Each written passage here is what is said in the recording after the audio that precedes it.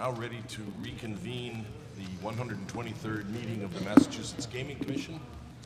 And I think we will start out by asking Ombudsman Ziemba about whether there are any issues from the applicant about factual mistakes. Good morning, Commissioners. MGM has raised just one issue. Good morning, Commissioners. MGM has just raised one issue to our attention regarding potential material error regarding one of the descriptions in the building and site design description. It has been raised to Commissioner McHugh, and Commissioner McHugh, would you like to Yes, I made a misstatement yesterday when I was talking about 79 to 83 State Street and 95 State Street. The agreement and the commission, the Springfield Historic Commission, and MGM are in agreement that as to 95 State Street, the commission will accept demolition of the building because MGM will retain the three-story facade,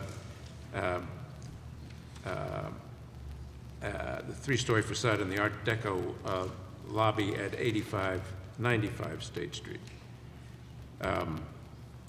Strike that.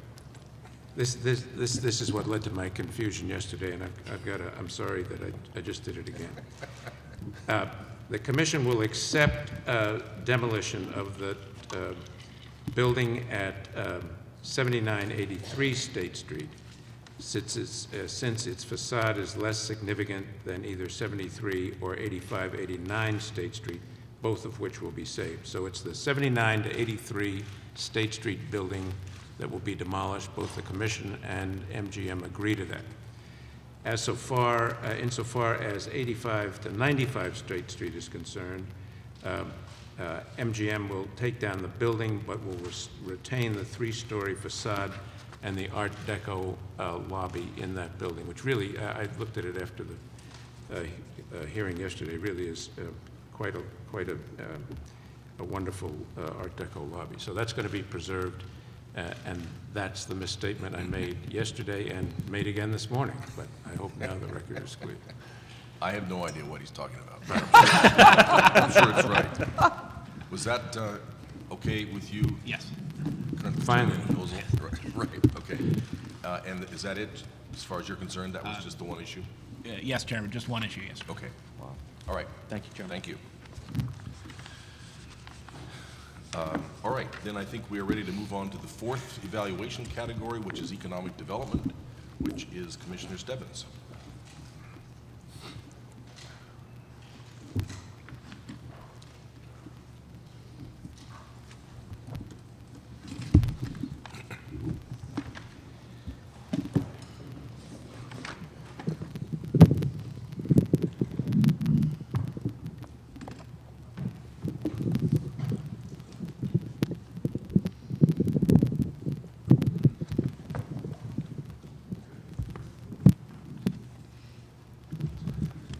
Use a little help there.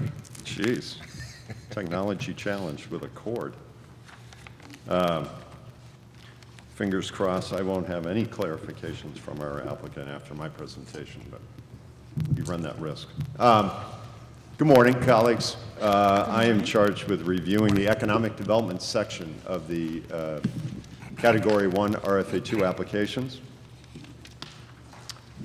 The economic development components, Section 3 of the application breaks out neatly into three criteria which measures the applicant's economic impact on the community and the region surrounding the facility.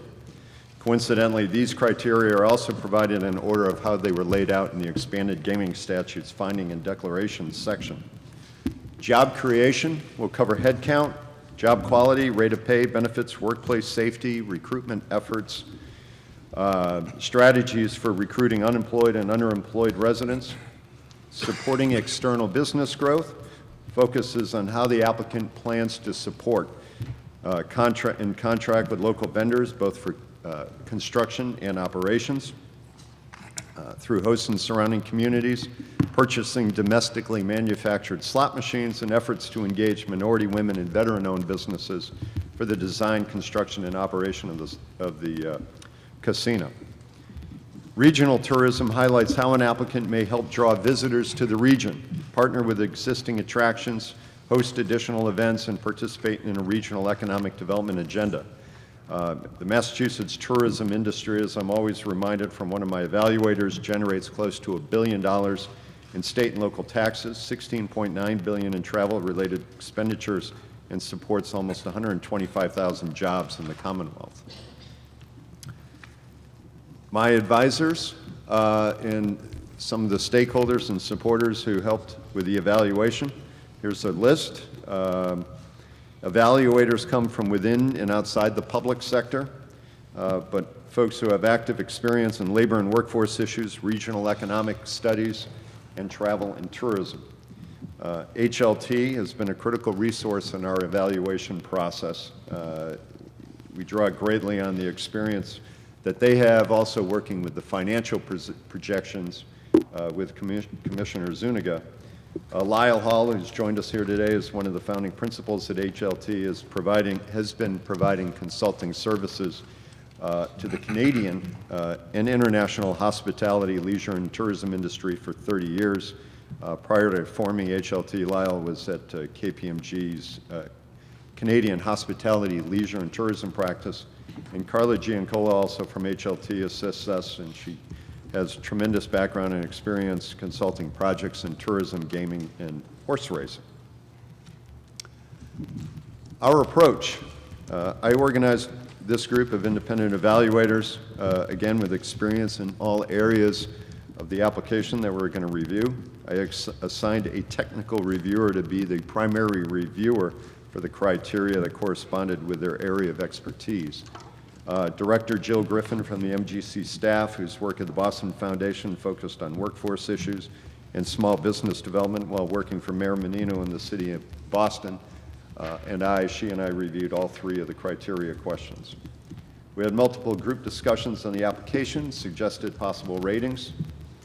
Additionally, I used information from clarification that we had with respect to labor and payroll and benefits through our requests for clarification questions, information from the original 90-minute presentations, follow-up comments received through MGC comments, follow-up questions both placed in writing to the applicant and asked at the host community hearings. And additionally, I used information from the one-site visit I did to the MGM's facility in Detroit, where we also had several interview meetings and reference calls to organizations located near the Detroit facility. Next slide. A project comparison. This is comparing the project proposed here in Springfield versus MGM's existing facility in Detroit. In May, I had the opportunity to visit MGM Grand in Detroit. The facilities, as you can see, in the gaming areas for the Detroit casino and the proposed development in Springfield closely mirror one another. As you can see, slot machines and table games are comparable. The planned hotel in Springfield is somewhat smaller than the facility in Detroit, and number of restaurants are about the same. Each facility also had pool and spa accommodations. And we also compared gaming revenue for MGM's Year 3 Springfield estimate with Detroit's actual for 2013. I decided to review and compare and examine the Detroit operations because I felt size and scope of the facility were similar, and I wanted to evaluate an urban casino and not one located in Las Vegas. Let me be clear, first and foremost, I'm not suggesting that Springfield is Detroit. Detroit's economic challenges, I would say, are probably far more burdensome than Springfield. I was, however, anxious to see what takeaways I might be able to observe from their operations in Detroit that would help us understand how MGM would operate in Massachusetts. In Detroit, MGM is one of 3 operating casinos, with a 4th casino located just across the river in Windsor, Canada. Despite market saturation, MGM continues to outperform the other casinos in terms of revenue. The facility in Detroit does not mirror the project proposed for Springfield. We've been reminded throughout this process, and goes without saying, that the Springfield proposal is a new development strategy for MGM. The facility in Detroit was developed and would most likely be viewed as one of the walled-off fortress style of casinos. I do not believe, obviously, that's the style that the governor, the legislature, this commission would envision for Massachusetts. And though the area surrounding the casino is vast and mostly used for surface parking, the MGM executives in Detroit were proud to point out their greenhouse facilities where they undertake educational programs with area youth, in addition to growing food for their operations. But I think they also encouraged the redeveloped corporate location of Detroit's public utility company, which is located just across the street. Two commissioners did participate in a tour of several MGM properties in Las Vegas where some of the design components of Springfield were displayed or discussed. In addition to our site visit, we also reached out to local officials, business partners, and the Detroit Convention and Visitors Bureau to see what stake MGM has made in the economic revitalization of the city and the region. We found their senior management was active in the community and on the board of the Detroit Downtown Business Partnership. The Downtown Business Partnership highlighted the company's support for a downtown business improvement district and redevelopment efforts involving a new hockey arena and potential pedestrian access from downtown to MGM's Detroit location. In addition, they are both active financially and with lending their senior management team to the Detroit Convention and Visitors Bureau. MGM contributes above and beyond the normal sources of revenue for the Bureau despite not being eligible for a seat on their board of directors. Their senior management team, again, though not eligible to have a seat on the organization's board, regularly partners with the Bureau on sales efforts and trade shows in addition to providing that financial support. During our visit, we also met with former city officials who had been involved in developing the regulations and the siting process for the casinos in Detroit. We'll move on to components reviewed. Here is my approach to this presentation, reviewing the three criteria categories in Section 3. Again, we begin with job creation, looking at number of jobs, proposed salary, wages, benefits, internal promotional ladders, onboarding, percent of employees that are unionized, and retention rates. Our external business impact, what impact will be felt in constructing and operating the casino have on area businesses within the host community and the surrounding area. And finally, tourism, how does the applicant plan to draw new visitors to the region, encourage longer stays in Massachusetts, and connect with existing tourist destinations and amenities? First category, again, is job creation components. Creation of jobs was an important piece and impetus for the passage of the Expanded Gaming Act. Again, in this portion, we're going to look at key areas involving employees, workforce development practice, and relations with labor unions. What we were looking for employees, we're looking to the number of employees they plan to hire, FTEs, and full-time and part-time breakdown, wages and benefits, key HR practices, ethnic diversity, and retention rates and strategies. Workforce development, we covered topics such as how the company brings employees on board, provides training, and what strategies they have for recruiting from the populations of the underemployed and unemployed. And finally, under labor relations, we look to the employer's track record with respect to labor relations, ensuring labor harmonies, and what PLAs or LHAs the company may have in place. In their application, it was our goal to determine how well they knew the Springfield market. Did they sign an MOU with the Mass Casino Careers Training Institute? What relationships have they identified to help recruit local residents for new positions? Keep in mind that MGM expects 10% of their workforce will come from outside of the region, 35% target from Springfield, with a balance coming from and within the 4 Western Massachusetts counties. What we found, what we didn't find. What we found, retention is a critical component, and MGM provided us this data on their employee retention rates. Average tenure is 8 years, 3 months for all employees. Average tenure is 9 years, 3 months for supervisors and above. Average tenure is 8 years and 1 month for non-management employees.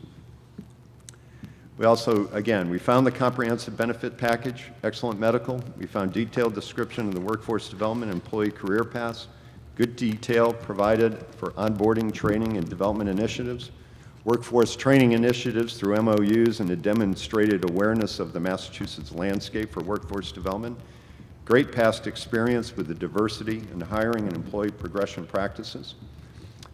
What we didn't find was necessarily commitments for MGM on construction-related job requirements, somewhat of reliance placed on the general contractor. And we know that they continue to have ongoing discussions with respect to labor harmony agreements and project labor agreements, but they did provide several letters of endorsement and support from organized labor.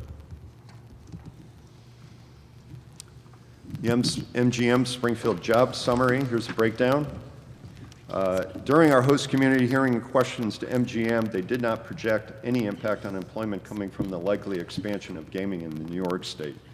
They assumed jobs impact was tough to estimate because the licensing process is evolving and the casino projects in New York will have a much smaller investment level as to appear as more regional convenience casinos.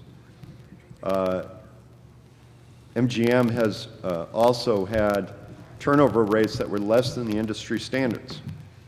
Again, you can see employee turnover projected at between 5 and 10% per year.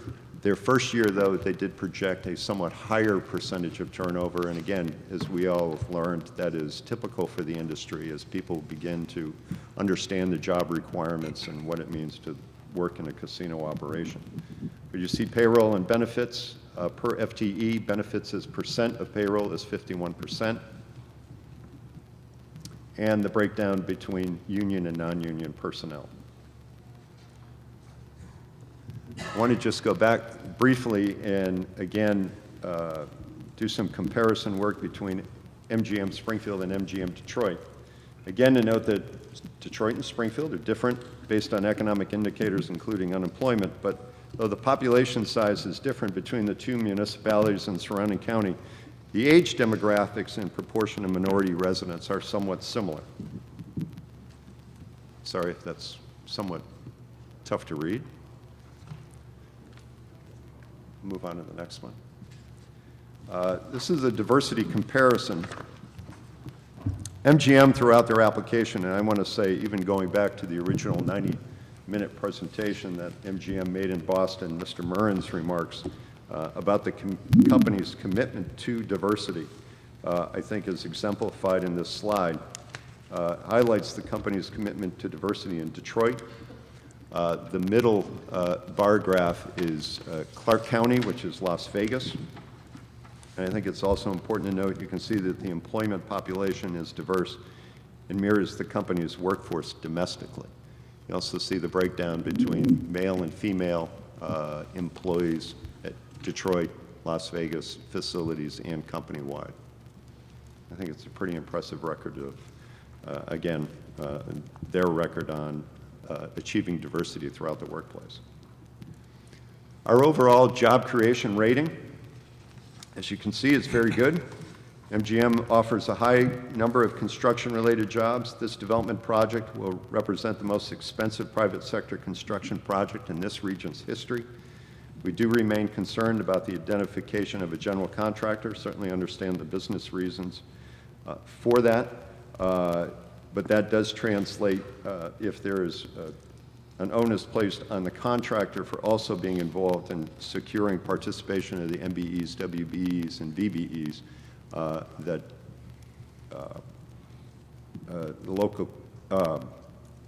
the impact on the use of local construction labor was also a concern highlighted. Local construction labor unions obviously have all voiced their full support for MGM's project and look forward to working with them. Permanent job creation numbers are high and provide employees with competitive employment benefits. What I was really intrigued by was the company's very strong and successful internal HR programs and practices. The company has life skills training, assistance to help individuals adjust to the facility, which is open 24/7, talking about onboarding support, embracing the service culture and training for their employees about problem gambling and recognizing problem gambling. In terms of ongoing professional development, MGM highlighted several post-employment training programs, a number of work-specific academies, for gaming, food and beverage, and hotel operations. They also provided information about their Aspire program, Leadership Institute, and Management Associate program for recent college graduates. Programs such as these take promotable candidates and continue their professional development and education. They also highlighted profiles of students studying at area colleges here in Western Massachusetts who have been recruited in as interns and hopefully candidates for some of their leadership and workforce development programs. It has also been recognized and was pointed out to us in the application through media sources and ethnic diversity publications across the country for their commitment to diversity and success with their programs. MGM Resorts is a majority minority company. 2012, the enterprise-wide diversity profile of MGM Resorts was as follows.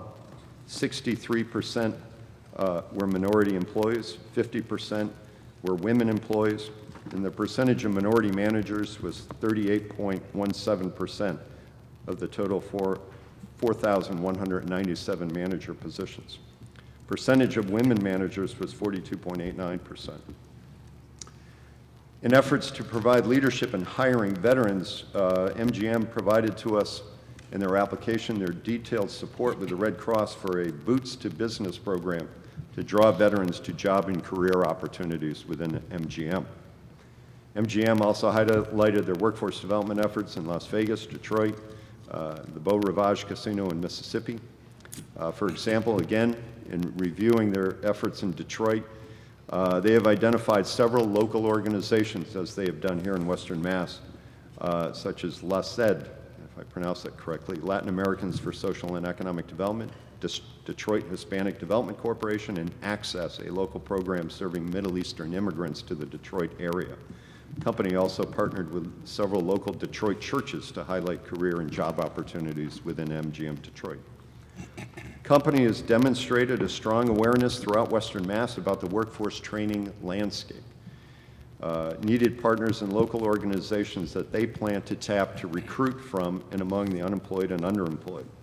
They focused and identified community colleges and other entities, including the local NAACP chapter, ROCA, Puerto Rican Cultural Center, and Westover Job Corps, among others. MGM also provided us information detailing their successful working relationship with labor unions at other MGM facilities. Support for external business. Commissioner, excuse me. Yes. You didn't mention the institute, the community college, the formal program. Is there a link there? Yes, there is. I think I talked earlier about how they'd we recognized that they had signed an agreement, the MOU sorry, with the I missed that. MCCTI. Okay, I missed that, sorry. Under the support for external business, again, we organized the questions into some subcategories. Local business promotion and support. How do they plan to promote and partner with local businesses so as to make sure the project impact is felt beyond the casino walls? Minority women and veteran business involvement.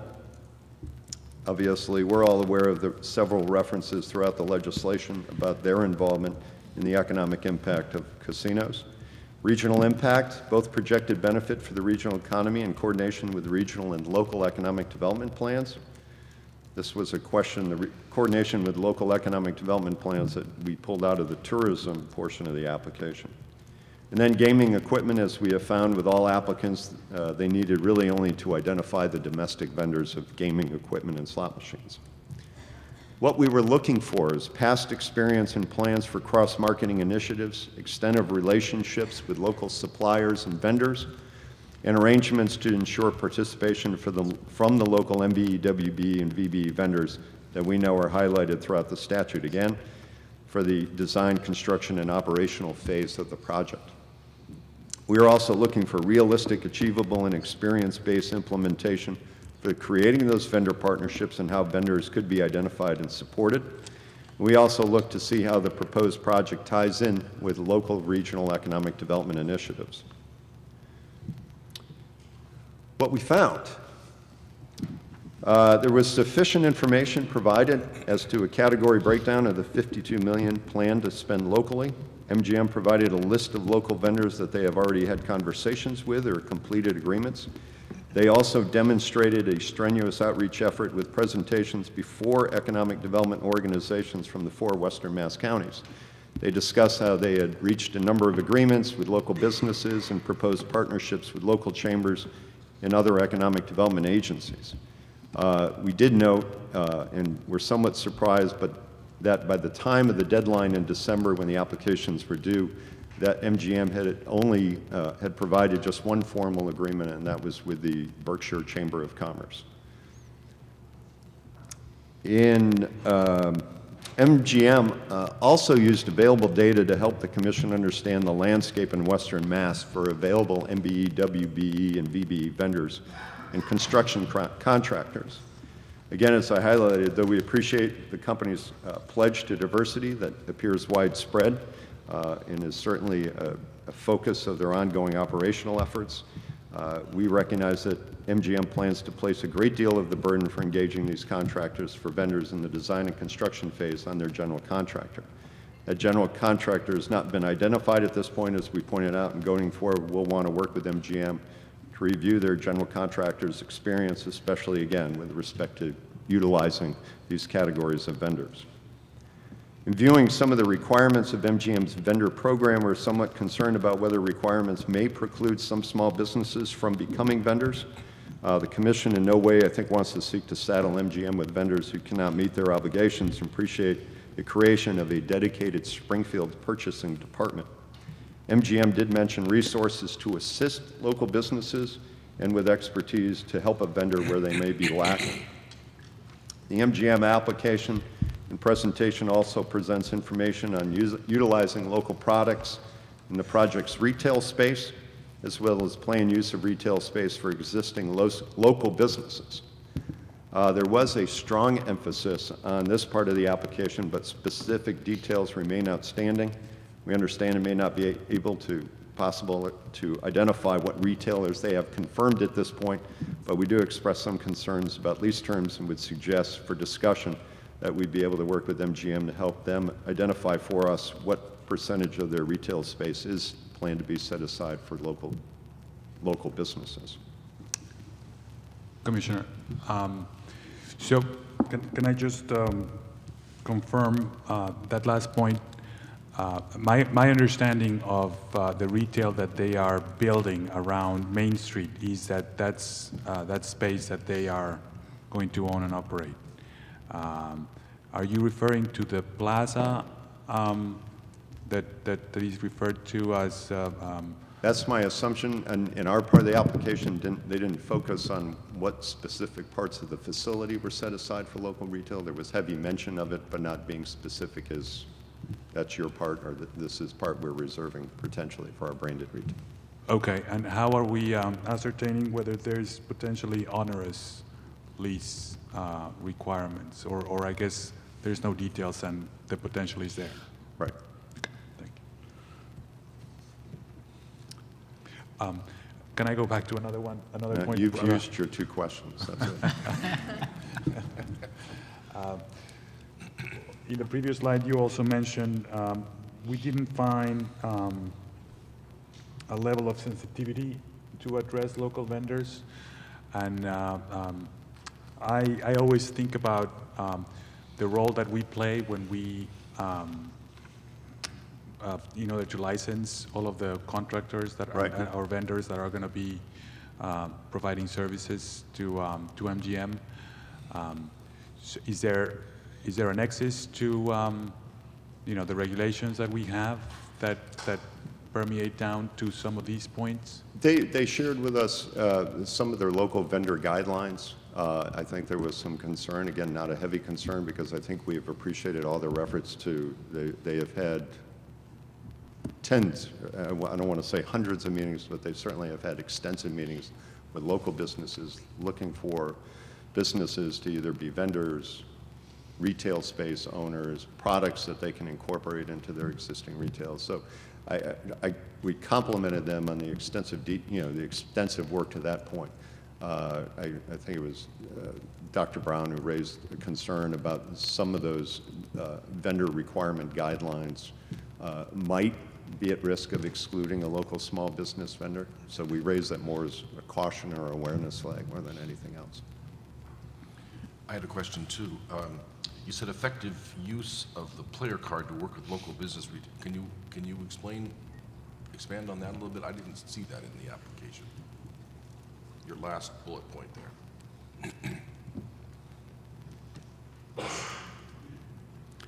Actually, that is, I think we probably should have stricken that because I think that actually is, I think, a language from the Category 2 evaluation process.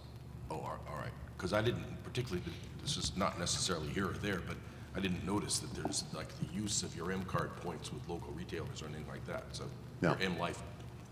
Okay, so that's a mistake. An error statement on the slide. Okay, thank you.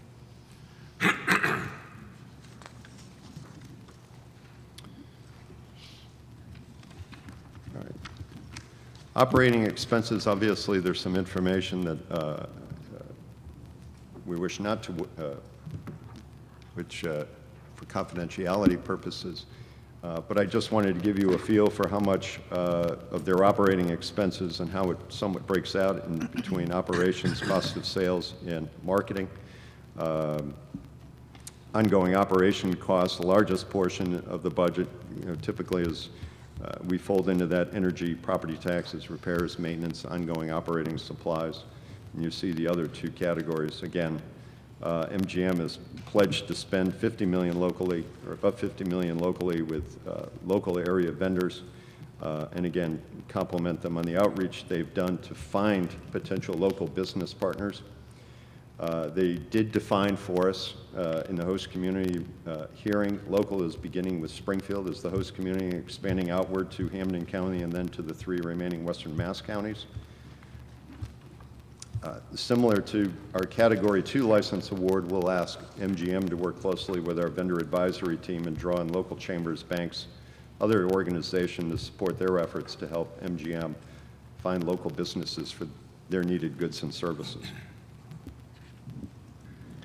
Economic impacts, again, I just want to point out the bottom section, which is mostly related to jobs. You see their ongoing operational count of FTEs. That also includes folks that their operations will directly impact. You will see the jobs and FTEs that will be directly impacted and induced impact from visitors to MGM's facility.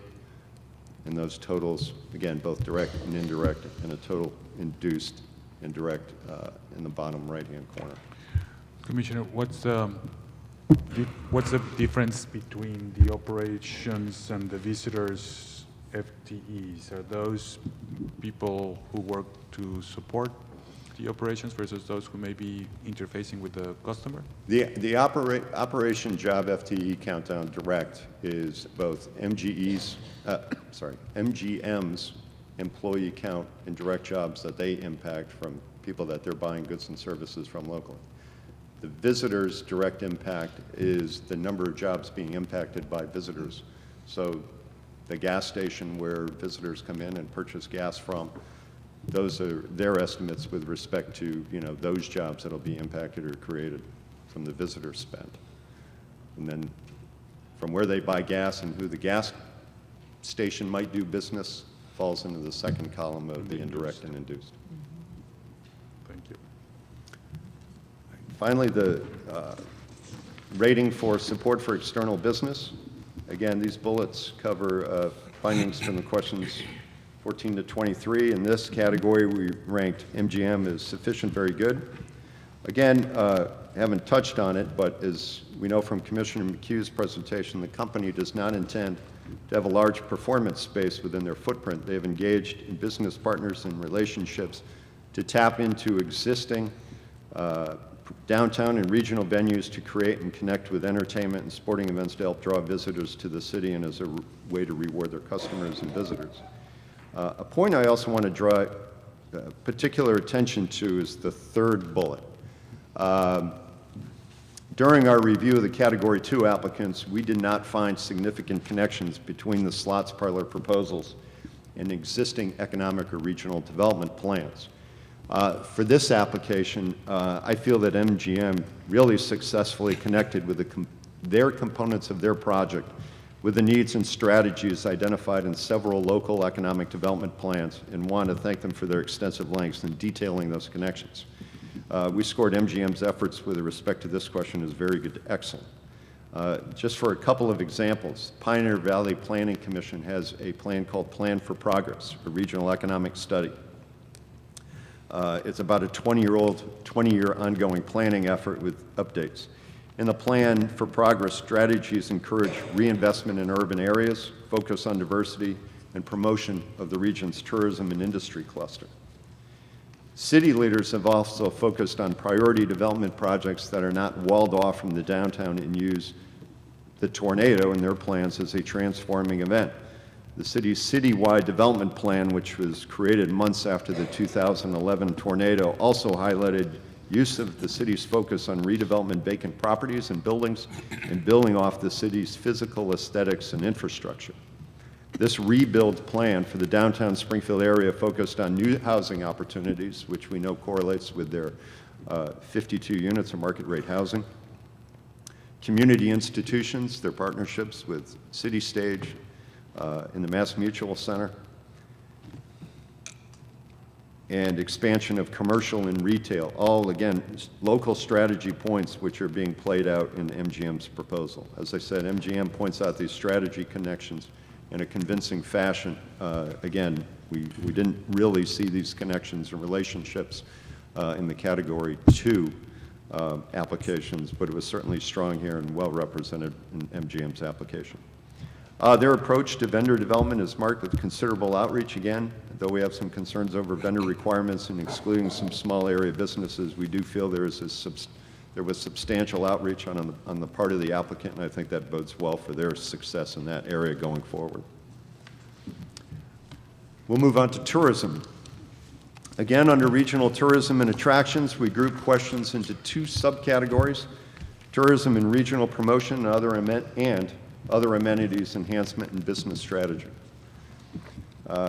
What were my independent evaluators and myself looking for? We're looking for their past experience and proposed plans for entertainment and other amenities, cross-marketing, and collaboration with tourism organizations. We were also looking for the applicant's demonstrated awareness and knowledge of the Springfield area market. MGM certainly has a strong awareness of the area tourism market and its assets, and as we've talked about, has in fact signed agreements with these venues, committed to sponsoring events several times a year at each of these facilities. MGM did detail in their application their visitor market segments that they would attempt to target. They focused uniquely on the LGBT market segment as a unique target in drawing outside visitors to MGM Springfield's facility. They also focused in their application on unique sports partnerships that they've had experience in hosting and organizing in Mississippi. And I'll talk a little bit later about what was for me an interesting anecdotal example of drawing visitors from other MGM locations in for a specific sporting event. What we found and what we didn't find. Again, what we found is we know MGM responded to the Greater Springfield Convention and Visitor Bureau's MOU, along with other Region B applicants. During our request for clarification questions, they were able to provide us more information about the partnership and promotion strategies MGM would undertake as part of this membership of the GSCVB. MGM also pointed out that they have been active sponsors of the Springfield Falcons, and at the time of their application, the Springfield Armor. Though the Armor has decided to leave Springfield after the application deadline, we anticipate MGM would certainly look for other sponsorship opportunities. What we did not find in responding to the questions about international marketing efforts, there was some concern that MGM strategies were lacking some detail. There was a focus on MLife members in Canada utilizing train service between New York and Springfield. And I hope I'm not giving this away or making a forecast, but they even cite an example of using the potential induction of Yao Ming into the Basketball Hall of Fame as a way to draw visitors from China. We did not see any acknowledgement of attracting international visitors potentially already coming to the region for higher education needs, and there's limited acknowledgement in this section about utilizing nearby Bradley Airport. Through the host community presentation, the application, we certainly saw the collaboration with the Visitor Bureau and financial support. I think our hope is that MGM Springfield will follow the Detroit model and have executives actively engaged with the Visitors Bureau.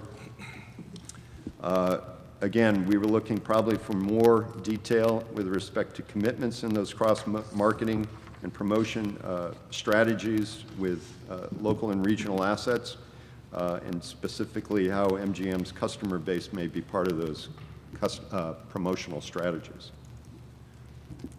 Working relationships. Again, without building an entertainment venue space, MGM is committed to supporting and sponsoring 12 shows, events per year as part of their host community agreement. They have actively supported sporting events in the Springfield Falcons hockey team.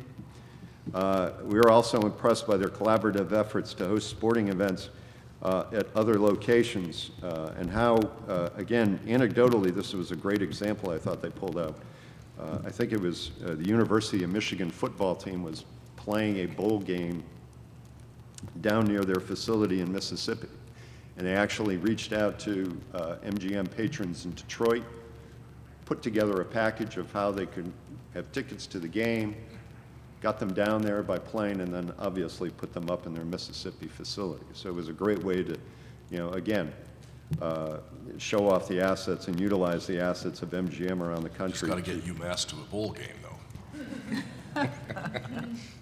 Hopefully there'll be, you never know who gets inducted in the Basketball Hall of Fame. I'm sure Basketball. Yeah. Basketball. opportunities abound. But Dr. J, right. everybody on the review team was impressed with that anecdotal example of how they can maximize their assets and resources and customers. Finally, the tourism rating. Again, MGM has clearly demonstrated their willingness and commitment to work with other tourism and performing art venues in Springfield and throughout the region, including facilities as far away, and I will point out, and still in Massachusetts, like Tanglewood.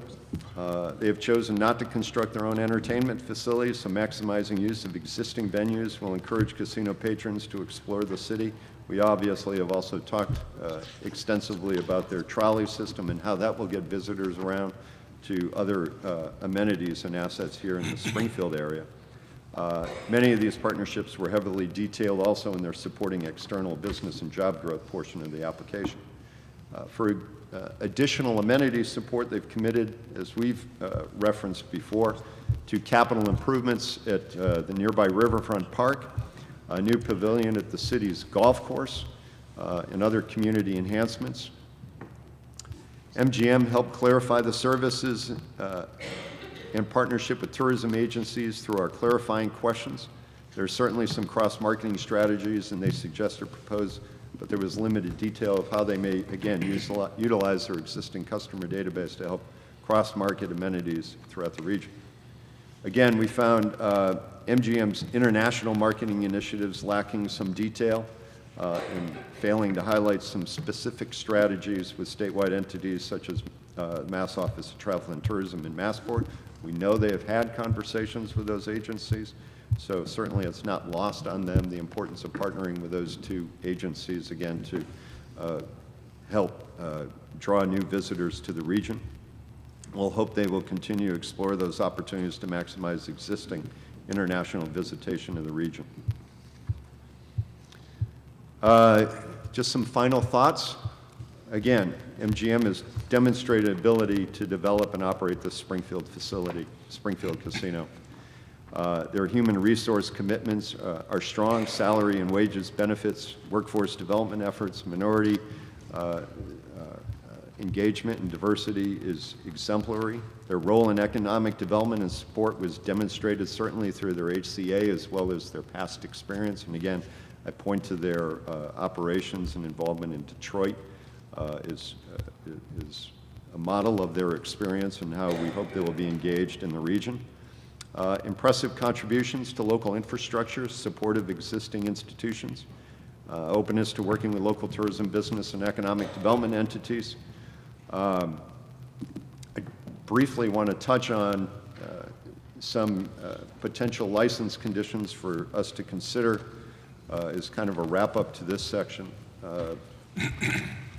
Several license conditions are similar to those that we adopted for the license for Penn National. Those include working with our vendor advisory team, abiding by all local agreements that they've signed with partners,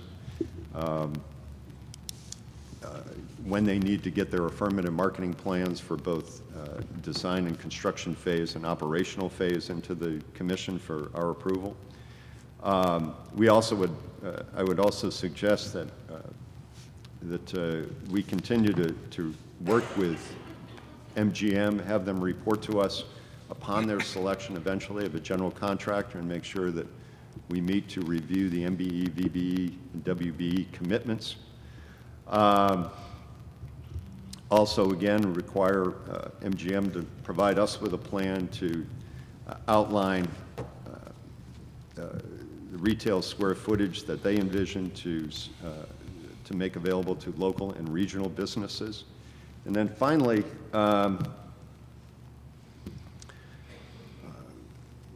this is somewhat out of the box, if I can characterize it this way. We have heard from a lot of people who have come and testified to us in the past how that when a casino was developed in a particular location, that once jobs were provided to local residents, that there was somewhat surprise or somewhat dismay or somewhat apprehension that as those people gained employment, they actually moved out of the community. We heard that with respect to a degree about Detroit. We heard that certainly when we had the gentleman here from Gary, Indiana. And what I am suggesting is that we work with MGM and perhaps the city of Springfield to look at how we can maintain MGM's workforce population at 35%. And we know that's their hiring target.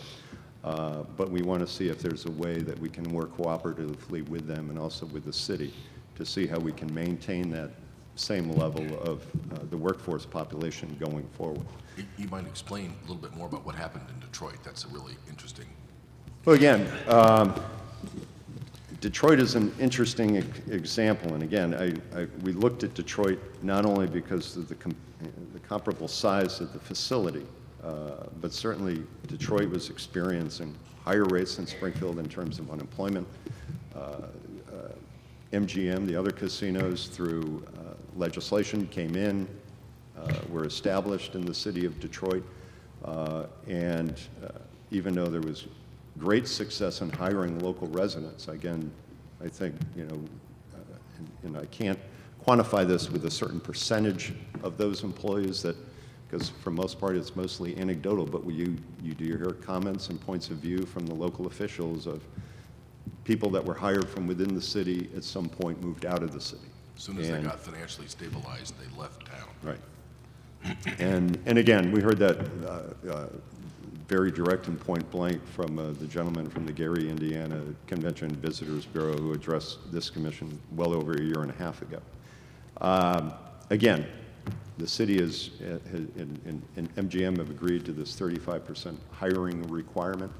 But I think for, you know, and I would suggest that we think about this even as we consider the Region A applications, that we try to find a way to, you know, I'm not going to tell anybody where they need to live, but certainly if you want to maximize the long-term economic benefit is that you want people with good paying jobs, you know, to live and work and stay in the community in which they've been hired. Again, it's more of a suggestion, you know, but I think, you know, encouraging the city and MGM and us to have that conversation, I think, is well worth our time and consideration. I think that's a key point in terms of coordinating among the different parties. I think there's a, you know, in that sense, there's a lot that could be thought about, you know, at the state where we play a role. Not just the commission, but there's, you know, other state agencies that could be helpful, and certainly the city that plays a crucial role. MGM plays a role as being a catalyst, but there is a lot of support that can happen with the other parties. But I think it's a very fair point. You didn't do your overall. Oh, sorry, I'll jump down. The last one. Again, just the overall rating as a wrap-up. We rated MGM very good overall for this category.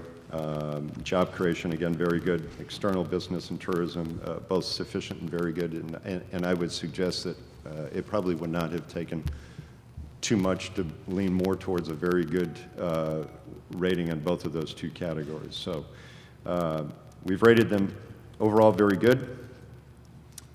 Very impressed with job creation, and again, highlighting their success. And we saw this in Detroit. We saw people that had, we met employees who had been at MGM's temporary facility.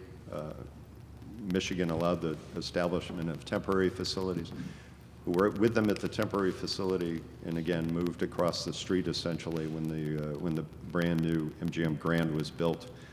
Certainly folks from the area, they have strong retention rates. I think we're all impressed with the wide variety of kind of career ladder programs that they offer their employees to grow and move up the ladder within the organization. Again, and supporting external business, again, we can't compliment them enough on how diligently they've worked to create partnerships with local businesses and encourage the use of performance venues in the area.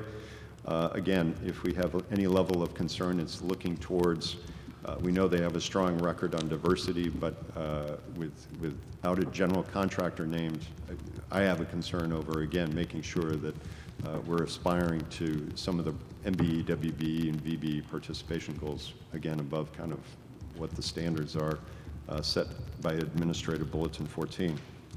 Again, in tourism, the company is noted for their use of existing entertainment venues and their efforts to draw visitors, providing financial support to a number of off-property municipal facilities. There's certainly some room for additional strategizing about attracting the international market. And MGM, certainly wants to focus on these cross-promotional strategies with a number of other area attractions. We think that bodes well. As you saw the slide, they have partnerships with Six Flags, again, making this a place where people can come with their families, an extended stay, and realizing all the great tourism assets located in Western Massachusetts. We're not going to promote anything south of the border, but we'll promote everything in Massachusetts. And that's my report. Great, thank you. Questions? Other questions? I had one question about, which I probably should have raised while we were in that category, about payroll and jobs, slide number 9.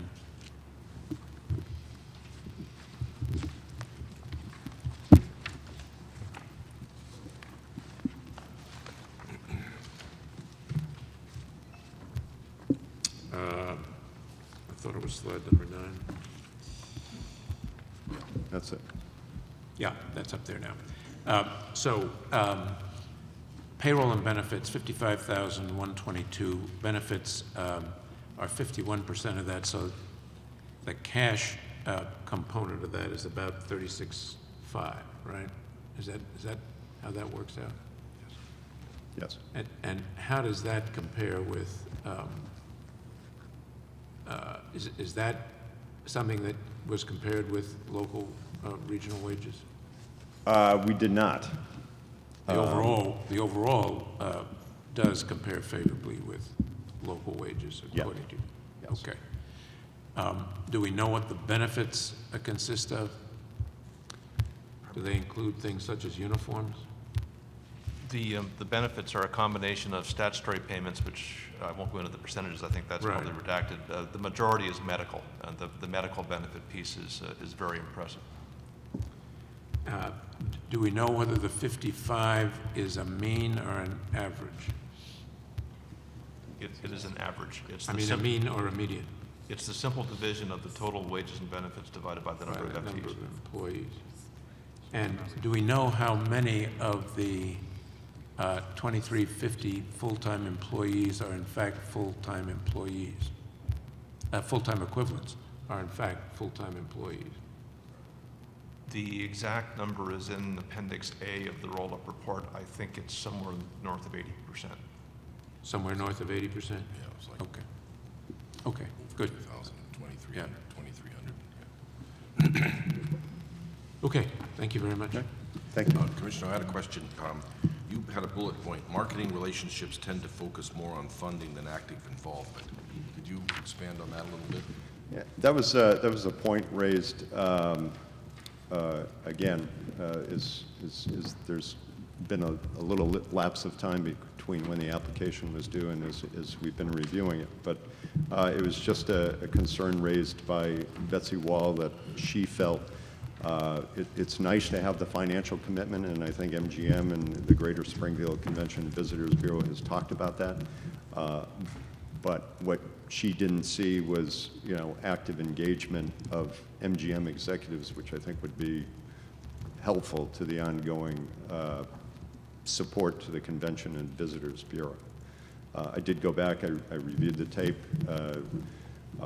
Again, there was certainly a point made about MGM's membership with the Convention and Visitors Bureau, but I couldn't find any acknowledgement of, say, board participation or something like that. And again, it wasn't a clarification question that we asked MGM, but based on what we saw as their experience in Detroit, and which was impressive that, they're contributing above, in Detroit, they were contributing above and beyond what was required. And even though somebody who's like me, who's had an experience in the association world, sometimes somebody says, well, I want to be on the board if I'm making that large of a commitment. Right. They were still having active engagement of their executives on convention selling trips and other things, and providing revenue above and beyond what they were required. Right. So again, it was a point Betsy raised, an important point, but it's certainly there. I would suggest that their track record would show that they will likely, hopefully Right, have the same involvement here in Western Mass. I agree with that from the Detroit visit. But there was just for Betsy and for the Convention and Visitor Bureaus and everybody else, you made the point, or somebody made the point, that it's really going to be in part incumbent upon all these other organizations to come to MGM. And MGM, you can't just totally rely on MGM to do this. And somehow we need to make sure that we get those folks to be as proactive as MGM is now. For one thing, MGM is now in a selling mode. They're going to move out of a selling mode into an operational mode. Right. And they have some self-interest in these relationships, but they won't be as aggressive in reaching out, obviously, as they have been in the selling mode. But we need to do something to make sure that the organizations are really taking and coming. I'm sure they'll be receptive. They've really indicated that. Right. But there needs to be some burden. Anyway, so it's just a message we need to really try to convey. You guys take the initiative. Don't wait for MGM to come to you. Right. Mr. Chairman, could I make a clarification on that last point?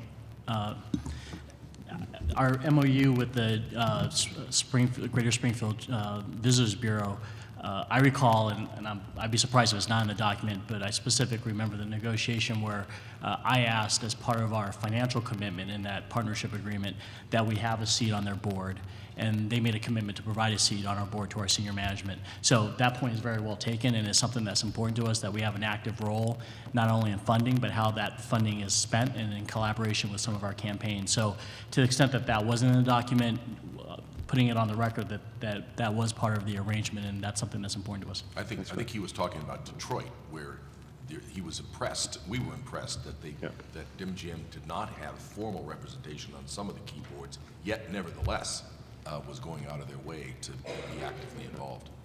But anyway. And again, if we missed that as part of what was provided to us in the application, that's we're glad to hear that news.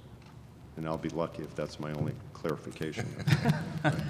Data point conflict with MGM. Anybody else other than? I just want to talk a little bit about the tourism piece, which you alluded to in your remarks. I'm rereading some of the points, and it may not be here. But the trolley that they're willing to fund and bring, I see as a tremendous positive, one that glues all of the attractions, and that's a key point for in my view anyway, of tying and making what is individualized a bit of an experience, a regional or a city city experience, something that doesn't exist, and people may be visiting currently one of those places and leaving as opposed to staying longer. Right. So the site is also quite strategically located for that purpose.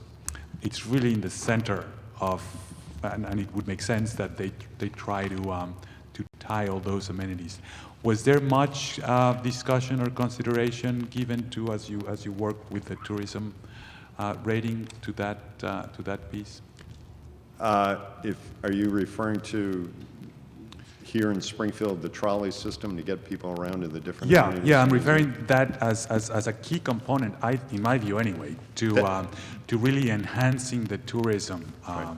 Really, it is a bit of a cliche, but really leveraging, their position both from a location and an operation perspective. I really, as I walked through the site weeks ago or months ago, and I continue to do that, walk around the city, you could envision the notion of coming to visit for more than just MGM or the Basketball Hall of Fame for that matter, and being able to really, enhance the amenities, by simply tying them with that trolley. So. Right.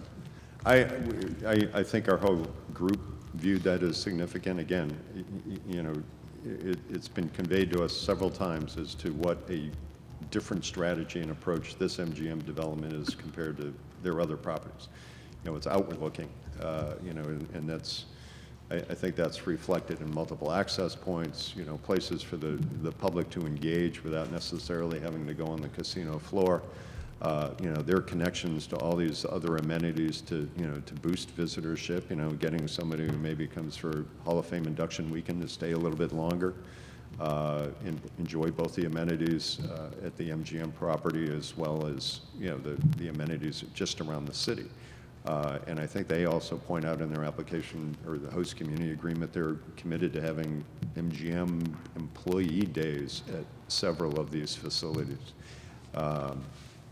So again, we gave them great marks for understanding the Massachusetts tourism landscape, understanding, they were exploring a relationship with Tanglewood, which obviously has a limited operating window, and that being out in the Berkshires, to Jiminy Peak to, try to maximize visitorship during, the New England winter. So again, creative, thoughtful approaches on all of that. Anything else? Thank you. That was great. Thank you. You want to take a real quick break, and then we'll Yeah, I think we should. pick up? Yeah. Good job, Bruce. Good job. All right, we are reconvening, and the fifth presentation is referred to as general overview, also sometimes colloquially referred to as the wow factor, and that was my project, my evaluation criteria. We reviewed 8 of the 9, there are only 9 questions in our category, and we left them all separate. We didn't put them into groups as the other groups did because we had so few. And we only reviewed 8 of the 9. The 9th question was a question about what are you looking for from the state, the Commonwealth in the future, and MGM listed a whole bunch of issues that they thought needed to be addressed to fix what they perceive as problems in the legislation. We've talked about that elsewhere, and we won't be talking about that today. But we did review the other 8 questions, and I put together a review team to help me think about these issues. The category general overview is a much more subjective category than the others. It's really, sort of a human assessment of some sort of soft issues, such as association with the Massachusetts brand, something that's very hard to put a metric to. So I put together a group of advisors to help me think about this that represented lots of different points of view. Teresa Chung, Senior Development Coordinator at the Asian American Civic Association, although she's no longer there. Phil Clay, Professor of City Planning, and he was the former Provost at MIT. Liz Devlin puts herself down as founder and digital curator of Flux Boston, which is an arts organization, but her day job is as a financial analyst. She's quite a remarkable left and right brain woman. Ruth Ellen Fitch was formerly a high-level corporate attorney. Then she ran the Dimmock Community Health Center in Boston for many years. John Harthorne, founder and CEO of Mass Challenge. Ira Jackson took my place as the dean of the McCormick Graduate School at UMass Boston. John Mullen is from out here, professor of regional planning at UMass Amherst. Lily Mendez Morgan is the chief operating officer of the Massachusetts Red Cross, which includes an office here in Springfield. And Joe Thompson, the director of the Mass Museum of Contemporary Art, Mass MoCA.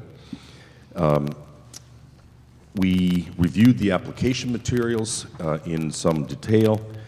We spent a day out here visiting the site, getting a tour, talking to a lot of people, and we got in-depth briefings from a number of the consultants who were working with the other categories, because there are such issues here as how well do you do on coordinating with the tourism industry, and we needed to get the detail from the consultants who had been helping some of the other teams. The rating system is the same rating system that everybody else has used. You're familiar with that. I do want to just highlight a couple of sort of summary points at the beginning. And I'm going to read a number of these things because we chose the words pretty carefully, and I don't want to misrepresent by being casual any of our points of view. The MGM proposal is a genuinely ambitious and unusual effort to use the economic muscle of a casino development to drive redevelopment of an entire depressed urban area. The MGM proposal includes not only hotel, restaurants, and retail, which is relatively standard, but also outdoor activity space, a skating rink, a luxury movie theater, a bowling alley, and 54 units of market-priced housing. This demonstrates just how seriously MGM is taking this effort. The MGM proposal takes city-integrated resort and, quote, inside-out casino development to a dramatic and unique new level. Members of my advisory group were impressed by this level of ambition, but we're also deeply aware that there's no example of such a strategy having worked in any other comparable city. This is a true unique initiative. And I and my group are excited and hopeful for the prospects of this effort's success. The advisory group also thought it was important to highlight some sort of generic priorities, that it's nice to get into excited about all the extra development work that's being done here, but let's not forget the basics: generating good jobs at living wages or better with substantial retention rates, thus reducing unemployment in the region. That clearly is priority one. Also, hopefully increasing home values by increasing demand and by developing favorable amenities in Springfield and their surrounding area. Helping to develop a coherent economic development plan for the entire region. Developing a positive collaborative relationship with regional travel and tourism facilities, which nets to growth for all. More easily said than done. The more my advisory group and I reviewed the MGM proposal and visited the Springfield location, the more impressed we became with the proposal. I think that might be something that we all somewhat share. So question by question, I'm going to read the question because I think it gives you a sense of what we are trying to look for. Massachusetts brand. How does the project you propose manifest an appreciation for and collaboration with the existing Massachusetts brand? For example, our intellectual and knowledge economy, our biomedical, life sciences, educational and financial services economic drivers, and our long history of innovation and economic regeneration over the 400 years of our existence. We rated MGM very good on this question. The MGM proposal demonstrates a strong commitment to the history of Springfield and promises to maintain a commitment to Massachusetts' historic themes of innovation, inclusion, and community. Those are MGM's words, innovation, inclusion, and community, but I think they are a legitimate characterization of some important features of Massachusetts' history, albeit with bumps from time to time in the road. The proposal is responsive to sustaining the existing Springfield brand, built now principally on finance, healthcare, and education, and expanding it with arts and entertainment. With its repurposing of 4, which was originally and now several more, historic buildings into the project site, MGM demonstrates with its actions its sensitivity to both the old and new branding of Springfield and Western Massachusetts. So very good on the Massachusetts brand. Question 2 was destination resort. Some visionaries in the gaming business describe an evolution of gaming facilities from convenience casinos to destination resorts to city-integrated resorts. Explain what, if any, meaning a city-integrated resort has to you and how you anticipate following its principles if, in fact, you subscribe to them. Additionally, please explain how the project you propose embraces the legislature's mandate to present destination resort casinos rather than convenience casinos. We rated MGM very good plus on this. I'm not sure actually how they could have done much better. The MGM proposal is an ambitious attempt to develop a truly, quote, city-integrated resort, basically a concept that drives mixed-use development in a depressed urban area with the economic engine of a casino and effectively the cash flow of slot machines. The proposal takes very seriously the integration with local venues, hotels, tourist attractions, restaurants, and retail with its permeable access and egress, trolley service to other city attractions, venue partnerships, and local hiring and purchasing.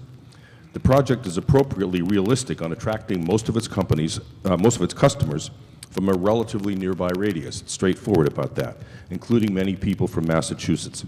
But with the help of its international marketing network, the proposal is as attentive as possible to bringing in outside dollars, particularly attracting Connecticut customers, since, among other features, Springfield is closer to Hartford than it is to Mohegan Sun. Springfield is closer to Hartford, yes, than it is to Mohegan Sun and Foxwoods. So very good plus on that question. Outward looking was question number 3. How do you propose to merge the creation of a destination resort casino or slots parlor with the concept of creating an outward-looking physical structure, that is, an establishment that relates to and is integrated with the host and surrounding communities, leverages Massachusetts' existing assets, and enhances and coordinates with Massachusetts' existing tourism and other leisure venues? It's interesting to remember for all of us that we wrote these questions a long time ago. These evolved from the criteria. We were early on. It was like probably 2 years ago when we started developing these criteria. And the criteria morphed into our application in a way that we hadn't quite anticipated. And as you can see, our early thinking here in a lot of these, and I think we've all discussed that we would frame these, we would probably articulate these questions a little differently if we were doing it now. But nevertheless, you can see what we were wrestling with even as long ago as 2 years ago. We rated MGM Springfield outstanding on this point. And there are similarities among a lot of these questions, overlapping areas. But this one was striking. The MGM proposal is perhaps uniquely outward-looking in that the casino itself is surrounded by other attractions and amenities, including hotel, movie theater, outdoor spaces for skating and summer events, restaurant, and retail. All amenities at the perimeter of the facility have ready access from many points. The, quote, live, work, play concept, which is something that is easy to say and is thrown around, and I think is often disingenuous. In this case, the live, work, play concept is actually plausible because of the mixed-use development and the combined effort of MGM and the city to drive further redevelopment in the area. This was an important effort. MGM can't do this alone. MGM's not in the redevelopment business. MGM is in the casino and related amenity business. They need a partner in the city. The city has to drive that, and we were impressed with the fact that this is part of a coherent plan. And Mayor Sarno and Kevin Kennedy and others take quite seriously a strategic, comprehensive approach to building from this and other efforts. And that's really critical to this. And the live, work, play concept becomes plausible partly because of what MGM is doing within its own boundaries, but also because of what else the city has in mind for the surrounding area. A signature feature of the MGM proposal that reinforces its outward-looking commitment is its reliance on existing performance venues and hotels for its success. I think we've all talked about that. Question number 4 was about the competitive environment. Describe the competitive environment in which you anticipate operating over the next 10 years and how you plan to succeed in that environment without taking revenues away from other Massachusetts gaming establishments, racetracks, or businesses. The answer was not entirely focused, but the question was not particularly well framed either. We nevertheless categorized their answer very good. This proposal has a very realistic assessment of the competitive environment and demonstrates a corporate history of successful performance in competitive markets. I accompanied Commissioner Stebbins to Detroit, and as he discussed, we were struck about the way MGM Detroit performs in a very competitive marketplace. MGM has positioned itself as the only urban facility among its principal competitors, with a broader array of activities in the surrounding area as a competitive advantage. And we'll talk more about this in question 6. MGM reasonably promotes its closeness to Hartford for its ability to attract Connecticut dollars, as well as its plan to merely repatriate Massachusetts dollars. But we thought that they didn't try to smoke us on this question. They were straightforward about the aspirations for where they were going to get their money and who they were going to compete with. Question number 5, meeting unmet needs. How do you propose to work with affiliated attractions and amenities to broaden the market base of the gaming facility and to meet unmet needs in our array of entertainment, education, and leisure resources? We rated MGM Springfield very good. The MGM proposal has a number of entertainment attractions which are not otherwise readily available, including an ice skating rink, bowling alley, and luxury movie theater. This was exactly what we were looking for. What else are you going to bring to the area that meets unmet needs? MGM will help to market unique new attractions in its partnerships with local performance venues and is clearly committed to working with local attractions, chambers of commerce, convention and visitors bureaus, and MOT to broaden the impact of the casino audience on the whole of Pioneer Valley. Saying it is not doing it, none of us will know until time passes whether this is actually a doable proposition. Does, in fact, a rising tide lift all boats? Can you increase the size of the pie? We don't know that, but their plans and aspirations and strategies for doing that are as good, I think, as we thought they could be. Question number 6, collaborative marketing. How do you intend to market aggressively outside Massachusetts and internationally, perhaps in cooperation with our existing industries and organizations such as Massport and the Mass Office of Travel and Tourism, and certainly in collaboration with our existing institutional drivers of economic and international development? We rated their answer very good. Although the MGM proposal does not particularly position itself this way, it is distinctive in its approach to collaborative marketing because, in our view, it is done out of a genuine need rather than as window dressing. MGM Springfield's competitive advantage will be its urban setting and its access to the host of other attractions and amenities in Springfield and in the region. If people simply want fancy casinos, there will be bigger and better ones at Foxwoods, Mohegan Sun, and Region A. But MGM Springfield can be positioned as a gateway to tourism and leisure in western Massachusetts, particularly Pioneer Valley, something none of the other locations can offer. One measure of this mutual interdependence is MGM's plan to run a subsidized trolley from its property to other Springfield attractions. MGM combines this intrinsic tie with other attractions in Springfield and the region with its global brand and global reach, established working relationships with many international travel and promotional organizations, and trade show strengths. A combination of the MGM marketing muscle with the appeal of a rejuvenating Springfield and the regional appeals of Western Mass make for an extraordinary commitment to an opportunity for collaborative marketing.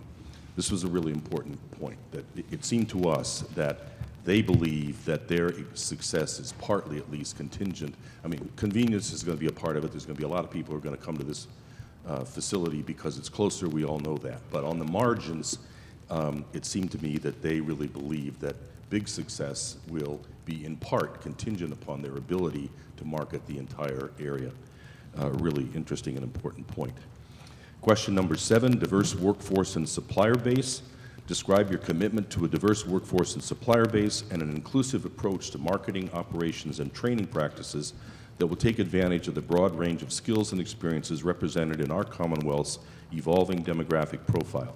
Further, identify and discuss the diversity within the leadership and ownership of the applicant, if any. We rated them sufficient on this in terms of track record and history, and the president of MGM Springfield to my right. MGM has a dramatically impressive record in terms of understanding what diversity is about and what inclusive work environment and situation consists of, both in terms of suppliers and employment, and in its training programs. But we only could look at the track record. We couldn't look, obviously, at anything specific, or very many things specific at the moment. As with the Category 2 applications, my advisory group and I were in one way disappointed that the commitments tend to be only aspirational and best efforts. We understand that there are legal issues that we're all wrestling with, and we recognize that the actual diversity plans for construction and operations are not formally due until after an award is made. But if you go by track record, MGM, I think, is as good as a company, corporate environment and record can be on issues of diversity and inclusion.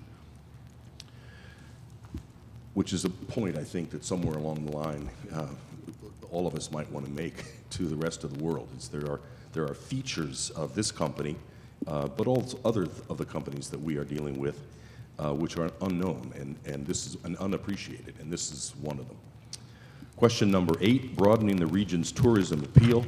What is your overall perspective and strategy for broadening the appeal of your region and the Commonwealth to travelers inside and outside of Massachusetts? We gave them a very good plus. The MGM Inside Out and City Integrated Resort strategies give MGM a unique differentiator to compete with Foxwoods and Mohegan Sun. This positioning and its location as a point of entry to Pioneer Valley from the south, with ready highway and transit access, offers enormous potential to both retain Massachusetts travelers who now go to casinos out of state, as well as to pull tourists and guests from New York and Connecticut who now frequent Foxwoods and Mohegan Sun. The MGM proposal makes a very persuasive case for broadening the tourism base for Springfield and the entire Pioneer Valley region, a case articulated well in each of its 4 critical areas: design, marketing, partner community engagement, and branding. As stated previously, to be successful, in our view, MGM must successfully market the non-casino attractions and amenities in Springfield and in the region for its own success. I believe there's a real possibility that MGM Springfield will lift the fortunes of the entire region, especially the broader Springfield community. So in conclusion, I rated MGM Springfield a very good plus, summarized as: the project is ambitious, innovative, and exciting in the context of a city shrewdly and comprehensively attempting to renew its economic, social, and cultural health. Our governor and our legislature made the decision to support expanded gaming as a new economic development tool in a culturally sensitive way. This proposal takes every opportunity to capitalize creatively on both of those objectives. That's it. Any questions or thoughts? It's apparent your group of esteemed leaders were impressed with what they saw here. Yeah, and it became more so as we sort of got deeper and deeper into it and understood it. I'll say this when we're talking about some other thoughts about this. I think this is really very thoughtful and very helpful. I'm interested, though, in question 2. You talk about city integrated resorts and destination resorts, and we've heard descriptions of this proposal as a regional resort. Can you expand on that a little bit? Your group's thinking on what this is. Well, maybe it's a little bit of all of those. Well, things. these are all terms of art for sure, and they're evolving terms of art. Right. This is a regional resort. There's no getting around it. This is a regional resort. They don't talk, as Commissioner Stebbins, I think, said, there's not much about their international marketing. There's a little bit about trying to leverage their international relationships and their M-Life network and so forth. But they are straightforward to say this is a regional facility, period. Right. But a regional facility can be outward-looking or inward-looking, or it can be city-integrated or not. It can even be, to some extent, a destination. This is unlikely to be a place where busloads or plane loads of folks are going to be coming from China and Japan to spend a lot of time. There might be a little bit of that, but it's not going to be that level of destination resort, and I don't think I mean, certainly from their application, they don't see it as that. But even within the context of a regional facility, you can have features which make it something other than just a place to go play the slot machines. And that is the meaning of a destination resort in this place. This is a place where you might very well go to spend a weekend with your family. It's a place that will encourage you to come to Western Mass, to get Western Mass benefits. It has elements, it has enough appeal that it has elements of being a destination resort, even within the regional context. That's a little fuzzy, I know, but. No, I was asking that question in the context of the statute, which About the does talk destination about resort. destination Well, resorts. Right. And I'm not trying to suggest there's a distinction between a regional resort and a destination resort, because I think there really isn't, but I just wanted to explore that. And I don't think the distinction is really between the destination and region so much as the whole environment of the Right. product, Right. you know, and Right. who are you appealing to? How are you appealing to them? How do you integrate with the rest of your environment? Right. But the very, very highest end destination resort was probably a little bit of a misnomer in the legislation. Right. I mean, that's an aspiration which is not attainable for any of our facilities, probably, with the possible exception of Region A. Right. That's very much the way we looked at it and thought about it in finance as well. I didn't much mention it in my presentation yesterday, but with their proposal, I really believe they know who their market target is. Right. And they reflect it in their financial projections, and their, you know, it all jives with their marketing and operational plans. And I will take the position that recapturing money that currently leaves the state and capturing money that is elsewhere, notably in Connecticut for this facility, make this, in my opinion, a destination facility, because you know, not a destination from the world necessarily, which is your point, and I agree with Mr. Right. Chairman, and there will be some of that, but the focus, the strength, and the strategy comes from a broad regional market area, and that represents, in my view, also a very significant economic gain to both the city and certainly the state. No question about it. Yeah. Interestingly, the one person in my advisory group who was most optimistic about this facility being able to be a destination resort in the higher sense was Teresa Chong, who's actually from Macau. And she talked about this being an attractive enough option that she thought that travelers, Chinese travelers to Boston, would consider adding a few days to their visits to come to this facility and see Western Mass. So, you know, she had probably had the most data-driven view, and she was more optimistic about it than anybody else, which may have something to do with, you know, the MGM proposal for a hotel too. I mean, they see a synergy here as well, hotel in Boston. Then there's also the convention business, which makes that a much larger market area or capture. When we went to, Commissioner Cameron and I went to Las Vegas to visit many of the properties from MGM, we had the opportunity to talk about the VP for, I'm going to forget his title, but he's the one in charge of the convention business. And he was talking very convincingly how these would become one more of the product offerings that they can have. Right. They can offer their convention business. And conventions, they get a lot of repeat customers, and sometimes may want to try something different one year to the next, relative to size and destinations. And that could certainly be, you know, you can certainly imagine with their partnership with the Mass Mutual Center, you know, the ability to bring in conventions that currently don't come to Western Mass because of the network of salespeople and client base and databases that they have from around the United States. Right. Right. Yeah, just picking up on the destination question and the convention opportunities, I mean, what we found interesting was some unique markets that they plan to target for that type of, conventions and meetings. And again, it's good to hear their message of, offering the folks that they regularly do business with some additional opportunities, or, changing up the scenario every year to maybe try someplace different. I had a question more to,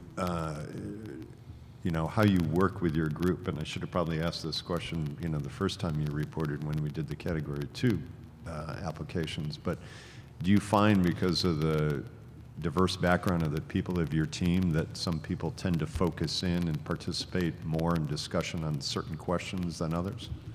Or is it kind of equal contributions from much. everybody regardless of their background? Yeah, not very much. I did take the 8 questions and give them out to each of the people on the advisory group to do an initial sort of a deep dive on.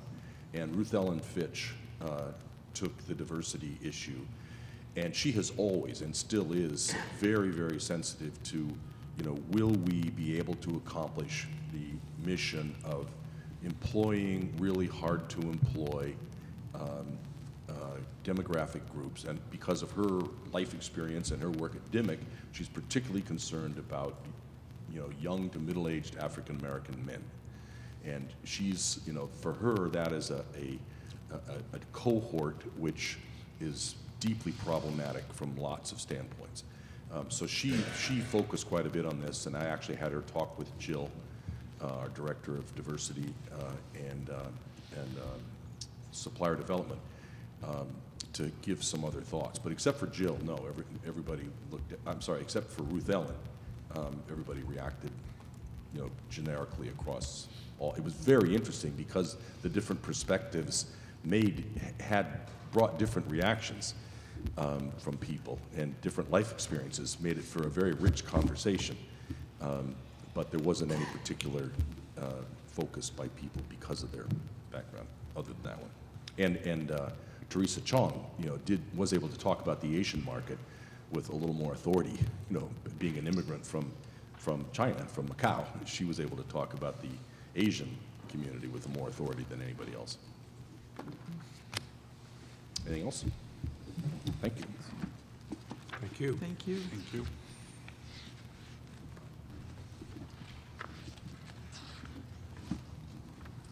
Okay, I think next on our agenda is to go back to the applicant and staff to see whether there were any other factual issues that needed to be attended to from these last 2 presentations. Do we need to perhaps break for lunch and allow some of that discussion to take place out of these? Yeah, it's noon. If you want time to talk with staff about that, you're welcome to it. If you can. There's one that I've already been alerted to Let me go ahead and. from Mr. Ziemba. Did you, Mr. Mathis, want to say what it is? I would. Thank you, Mr. Chairman, Commissioners. I want to start with a couple of apologies and then a compliment if I can. First to Commissioner Stebbins, the marketing agreement I referenced when I did my clarification, we did in fact execute, but I think that came after the deadline for the submission. So the reason you didn't know about it is because we didn't provide it to you. Otherwise, a very complete and a very good presentation. So thank you for that. And then I want to apologize to Commissioner McHugh. I was outside when the proceedings commenced, and as you recall from yesterday, I wanted to get a confirmation on one of the elements of the Historic Commission's, Springfield Historic Commission's confirmation of our agreement. So the 95 State Street item, we've confirmed that our presentation, our commitment to them was to preserve the 3 levels of the facade. I didn't recall that we had made a hard commitment as to that lobby, the Art Deco lobby, and that is in fact the case. I don't believe we've made that type of commitment. It happens to be the operationally the part of the food court, and I think that was the concern about going from the facade into that interior. So I understand while I was outside getting that confirmation that you made a comment about the beauty of that lobby, and I personally agree with you and want to go back and revisit that with our team. But what I would say about the Historic Commission correspondence back and forth is we stand behind our June 5th presentation. I think it was about a 50-page detailed presentation. The Historic Commission then sent a letter in recently confirming what they understood that commitment to be. We would stand behind the June 5th presentation. I think their confirmation letter is probably 95% accurate, but certainly our document was perhaps a little more nuanced. And the only substantive disagreement may be over that lobby. But that said, I'd like to go back and revisit an additional effort to perhaps incorporate that lobby into the food court and see what we can do. But, you know, like anything else, we want to make sure that we don't overpromise and underdeliver on that score. And lastly, to all the commissioners, I was incredibly impressed with the presentations by you and your teams. I thought we knew our project better than anybody, but in some ways, I think you know our project better than anybody. And the way some of the information was presented, I wish we had during the campaign trail, because it's really interesting to see a different perspective and some of the things that you focused on that we didn't. But really commend you and your team. I didn't find anything certainly materially wrong or at all inaccurate. Very impressed with the level of detail on all of those. So thank you for the time and effort you put in to review those 7,000 pages. Thank you. All right. Thank you. Thanks. Okay, so it's noon. Shall we do a quick lunch, and then we will come back and begin our deliberations? I guess we should make it an hour, huh? So Yes. make it an hour. Yep. So we will reconvene at 1 o'clock. This time we'll try to be on time.